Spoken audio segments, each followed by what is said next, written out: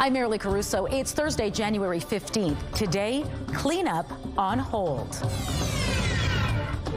Obviously, asbestos is dangerous stuff, so these preparations need to occur. Why the charred remains of the Manwin Hotel are not being hauled away just yet. Also today, a stern warning from cops: don't drive high. It's dangerous, it's detectable, and it's definitely illegal. How police are cracking down on drug-impaired driving.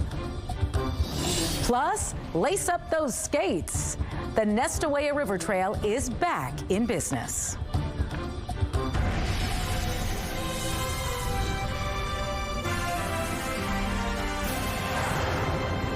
Good afternoon. Thanks for joining us. The cause of the Manwin Hotel fire remains under investigation tonight, and we're learning the building's charred remains are not going anywhere just yet. CTV's John Hendricks is standing by live with the latest. So, John, what's the holdup? Marilee, Winnipeg's Fire Paramedic Service Chief says that there is asbestos on the site, and provincial approvals are required before the cleanup can continue. Obviously, asbestos is dangerous stuff, so these preparations need to occur not only to protect the health and safety of the contractors that are actually doing the remediation work, but also to protect the health and safety of the residents in the immediate area where that demolition work is going to be occurring. The vacant hotel burned to the ground Wednesday, a year after the city issued a vacate order over fire safety concerns. An emergency demolition was ordered following the blaze, and the site will be cleaned up on the property owner's dime. Now, that asbestos discovery is putting a wrench in those plans. And we also learned today the tax bill for the Manwin is outstanding, and the city is exploring taking it over.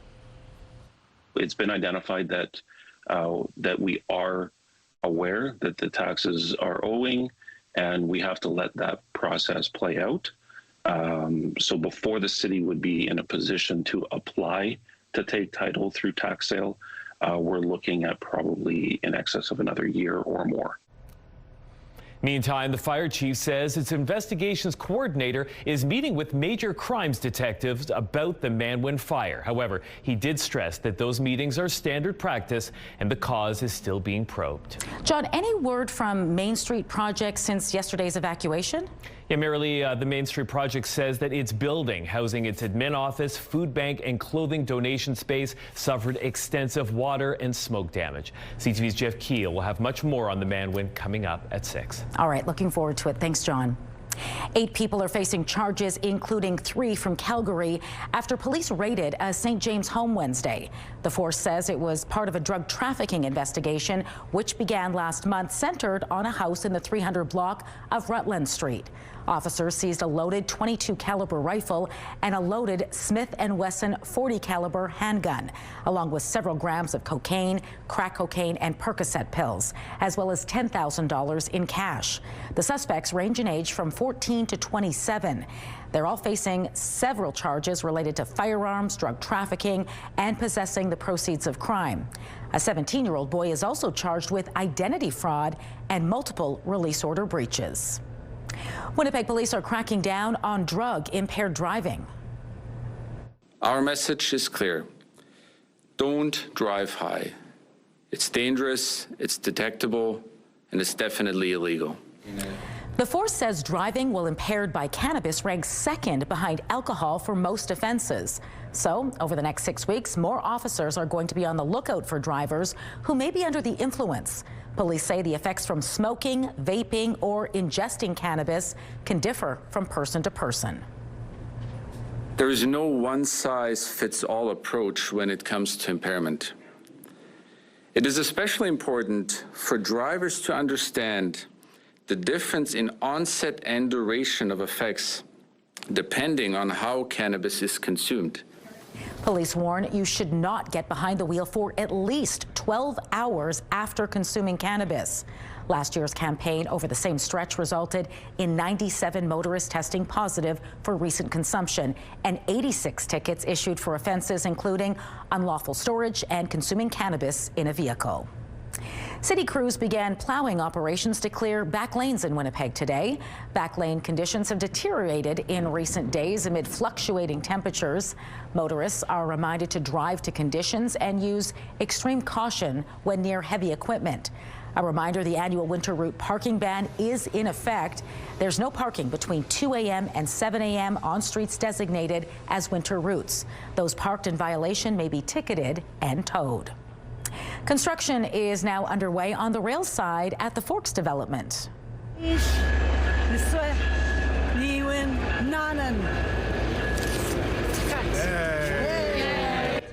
Officials provided further details on the first phase of the development, which will transform underutilized surface parking lots into a mixed-use neighborhood. The 3.5-acre Phase 1 includes 350 residential units within 9 apartment blocks and 1 condo building.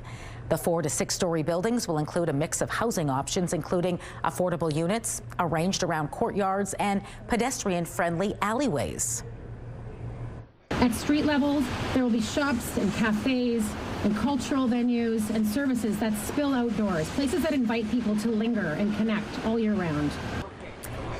An archaeologist will be on hand throughout construction to ensure any discoveries are handled with cultural respect. Phase 1 construction is expected to exceed $150 million. It's being funded through private and public investment and will continue through at least 2027. The Railside development is set to contain 1,200 residential units once all 3 phases are finished in 2040. Well, strap on those skis and lace up those skates because the Nestawaya River Trail is back in business. The Forks shut down the trail Tuesday morning due to warm temperatures. A spokesperson told CTV News crews assess ice conditions each morning to determine if it's safe enough to skate on, and a dip in temperatures Wednesday was just what the doctor ordered. The trail is open on the Red River from the Forks Port to Churchill Drive and on the Assiniboine from the Port to Donald Street.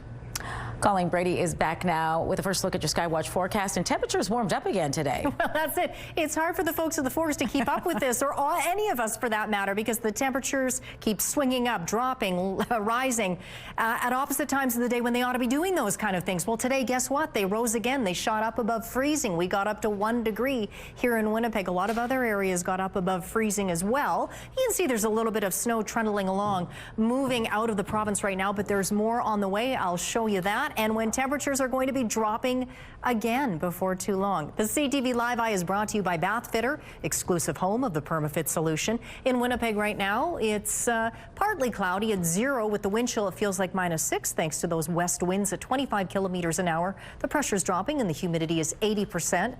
Out on the roads, busy in front of Polo Park, east and westbound Portage Avenue. To show them that, you know, these dogs are important, these dogs mean something.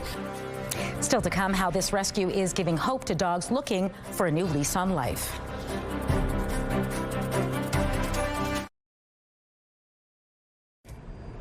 The Canadian Real Estate Association expects the housing market to pick up this year. BNN Bloomberg's Marilla Fernandez explains. The association says pent-up demand from first-time buyers will lift the market in 2026. Lower interest rates and prices could also help. The association predicts sales will increase by 5% this year, with the biggest gains coming for BC and Ontario. It also forecasts the average home price increasing by just under 3%. Here are the closing numbers for the day. The Canadian dollar is down to $71.95. West Texas Intermediate down $2.80 to $59.08. Western Canadian Select up over $1 to $47.51. And the TSX gained 112 points to hit a new record close above 33,000 for the first time. Those are your business headlines. I'm Marilla Fernandez. Market Watch is brought to you by Manitoba Blue Cross. Group health plans for any size business.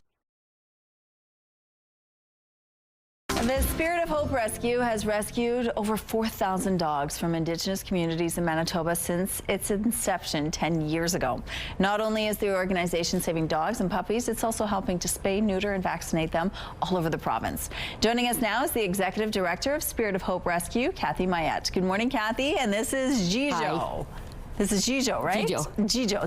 Tell us a little bit about Jijo. Jijo is a 1-year-old Cocker Spaniel cross, and she was rescued with 6 of her family, her dad, her mom, and some sisters and brothers, and we got all of them in, and they were in bad shape. They were like, she's 20 pounds now, she was 16. Oh my. Really, really underweight. And she is adorable. Yeah. Oh my gosh. Tell us what inspired you to start this rescue 10 years ago. It was 14 years ago, actually, 14. January 30th this month. Okay. And I had 3 cancers. I was battling them, and I was in the hospital isolation ward, and anyways, I was in there, and my husband bought the computer. I checked it out, and I saw all these dogs dying from northern communities, and I thought, you know what, when I survive this, I'm going to start something, and I'm going to save tons of dogs. I'm going to do spay neutering, because that's where I thought the problem was. Right. It's a big problem at the time, and so we did, and a little while later, I realized that it's not only spaying and neutering. We need to get them off of places, okay. Because and that's what we did. So now we do spay neuter programs, we do saving dogs, we do the feeding program, like we do a lot of stuff. It's not just a little thing of a rescue of saving dogs. Right. Okay, so how many have you rescued so far, and what kind of condition are they in when you find them? You know what, most of them aren't in the best condition. It's that's why our vet bills are over $200,000 a year. Wow. Because we get a lot of parvo. We just had one shot a couple months ago, and Nugget, and she had a big hole in the side of her face. Oh my gosh. She's still alive, and we're still working with her, and she goes in. So she's a long-term foster. Okay. She, you know, until we could know that she could be adopted, but right now she goes back every month for more, you know, just it's just an ongoing thing. Okay. So we have 2 long-term in our care that we will pay for the vet bills and everything as long as if it's lifetime, it's lifetime. Okay, and Jijo was one that you just couldn't give up. So Jijo is now your dog, right? Yes, yes. Tell us why you fell in love with her so You know quickly. what, this was the breed that I loved as a kid. Yeah. And then we had him growing up, and so it was like, so when she came in with the other 5 of them, it was like, it's meant to be. I need to. And you know, we put our heart and soul into this as a foster, and when you put all your time in and you get a dog that's perfect in my eyes, then you want to adopt. And so we do, this is what we do. Okay, we get them ready for their forever homes. So you also go out and you do a lot of different things in the community to sort of mitigate this problem. Yes. What are some of the messages that you have to the public when it comes to taking care of animals? Do you mean the ones out there? Yeah, or, exactly. You know what? It's just got to be taught. It's got to start at the level of the kids, and to show them that, you know, these dogs are important. These dogs mean something. We have a lot of therapy dogs. We have a lot of emotional support dogs in all the dogs that come. So they're not worthless. They are worth something. Okay, so, and you have how many dogs that are up for adoption right now? We have 39 right now. Wow. And what can you tell us about them? We have ranging from 8 weeks to 8 months. Okay. And all of them are the ones that are older are house trained, kennel trained. We train them as if they were our own dogs. So we want to make sure they're good. They're good to go. And yes. so, and you also need some support from the community. What can people do to help you right now? We need fosters. We need fosters. They're the backbone of our rescue. And without them, we would be nothing. And we supply everything. We supply the food, the kennels, the dog beds, you name it. So when people donate to us and they donate dog stuff, it goes back into them. Just take a look at this face. This is what you could help support. Hi, Jijo. If you want more information, we have a link on our website. Hi. Look at her toy. So cute. Community Connection is brought to you by Mr. Reuter Plumbing. Born to be a hero, trained to be a plumber. We are here to celebrate all those beautiful things that we see out there in the natural world and educate people on what those are.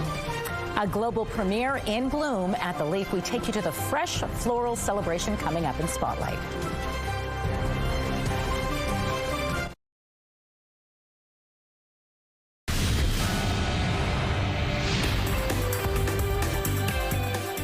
Spotlight, sponsored by the Casinos of Winnipeg, presenting Jade Eagleson. Colleen Brady is back now for Spotlight. And Colleen, something new is in bloom at the Leaf. That's right, Marilee. It's a celebration of fresh flowers to take a little edge off of winter. The butterflies are all hand-painted on corn husk. It took the team there, a team of 4, 5 days to create it. Those are just some of the creations you'll see during the Fleur de Ville exhibit. It has Sprouted the Leaf's Babs Asper Display House. That's where you'll find it. It reopened at noon following a recent planned closure. The showcase features 15 floral mannequins brought to life by Winnipeg floral designers. This year's theme is Wonder. We are here to celebrate all those beautiful things that we see out there in the natural world and educate people on what those are. Displays are inspired by the lavender fields of France, Australia's Great Barrier Reef, and the Amazon rainforest, just to name a few. The global launch of Fleur de Ville Wonder runs today through January 25th. The biomes will be closed again from January 26th to the 29th to allow the horticulture team to transform the display house into a new exhibit called Nature's Apothecary. And there's a new way to explore the Manitoba Museum. It's offering visitors free visual interpreters. Pelts from fur-bearing animals, moose and caribou, hides, goose feathers, and quills, as well as food. The IRA Explorer connects blind or low vision users to professional interpreters using the camera and microphone through their phone through a downloaded app. It received overwhelmingly positive reviews from a testing group last month, encouraging the museum to launch the service for all. The feedback that we received was wonderful in terms of the autonomy that it gave them, the freedom to do it, and to also being able to experience something like this that is such a huge part of Manitoba's history. The service is available at no cost to anyone visiting the Manitoba Museum, but cannot be used in the planetarium. The accessibility improvement was made possible through a provincial grant. A hit HBO series is set to return after a 4-year hiatus. Yeah, that's right. We're getting our first look at the upcoming 3rd season of Euphoria.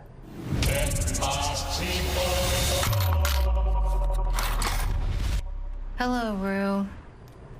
Euphoria Season 3 will see the return of stars Zendaya, Sydney Sweeney, and Jacob Elordi, now out of high school, but by the looks of it, still getting into trouble. Season 3 starts streaming April 12th on Crave here in Canada. All right, that's your notice. Start watching. Get up to date. Get caught up, Get folks. through the 3 seasons. That's right.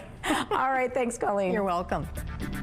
Your Thursday primetime lineup starts with Hell's Kitchen at 7, 911 Nashville is on at 8, Grey's Anatomy follows at 9, and Georgie and Mandy's First Marriage wraps things up at 10. It's all right here tonight on CTV. A live look at Broadway at Main Street, busy but moving well through peak of the rush. Right now in the city, it's 0. I will show you when the temperatures are going to fall yet again and when the next round of snow will be moving into the city.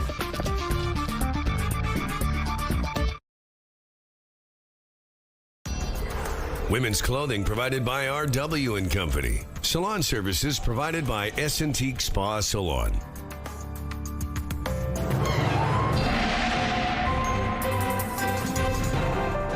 CTV Skywatch weather brought to you by South Beach Casino and Resort. Visit southbeachcasino.ca. A low-pressure system is crossing Manitoba today. It will make its way into northwestern Ontario by this evening, but along the way, the leading warm front has been moving south throughout the day, and that sent temperatures right back up above freezing. As I mentioned, we're on a roller coaster, so we're seeing a little bit of scattered snow now, but there's more on the way yet tonight. And Environment Canada has also triggered yellow blowing snow advisories, or a yellow advisory for blowing snow, however you want to word it.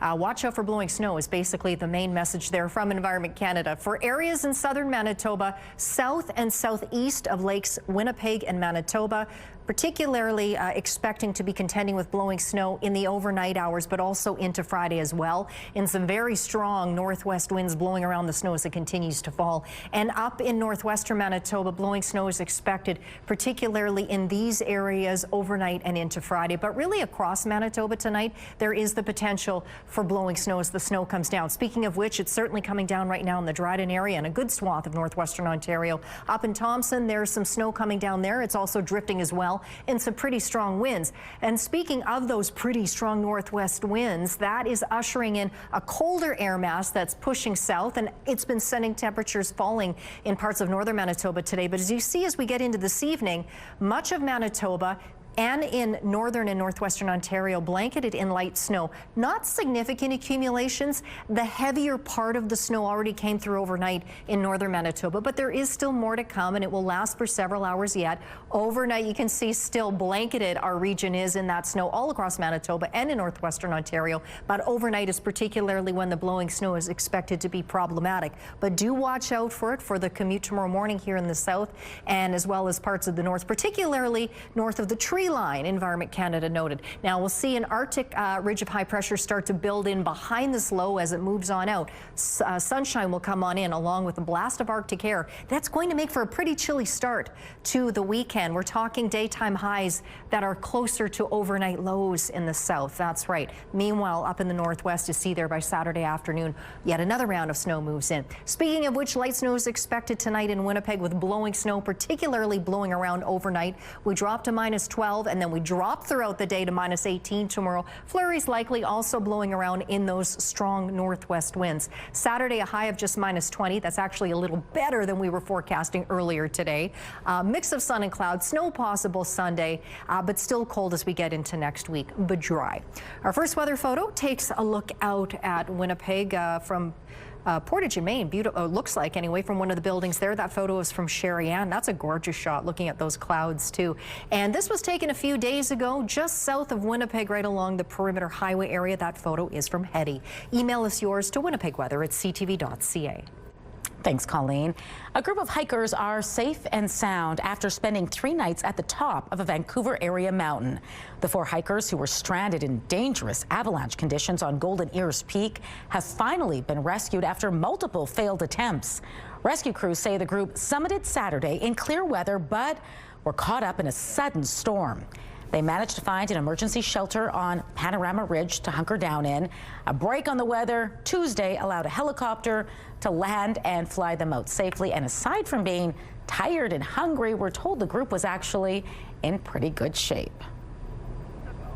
That is good news. Absolutely. Yes. All's well that ended well there. I'm sure they're having a nice meal. That's and right. Warm Terra shower tonight. That's right, yes. All right. That does it for us this hour. Don't go farther. We're back at 6 with much more local news. Hope to see you then.